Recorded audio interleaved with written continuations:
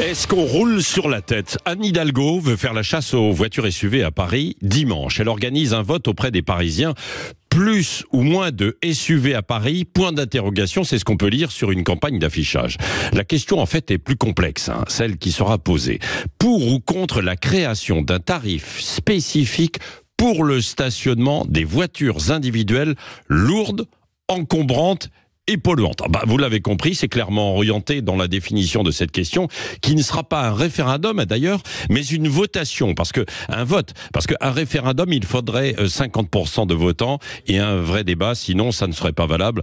Et c'est sûr qu'il y aura, a priori, 10-15% de votants. Alors dans le fond, personne n'est pour des voitures polluantes.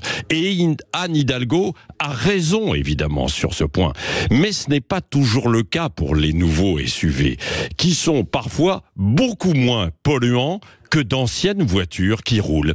Il faut rappeler que les SUV, ce ne sont pas forcément d'énormes, luxueuses voitures rutilantes. Ce sont des voitures qui se vendent comme des petits pains. Grosso modo, une voiture sur deux actuellement en Europe qui se vendent, car elles offrent plus de sécurité sur la route, il faut le dire, de confort, en étant plus hautes sur les roues.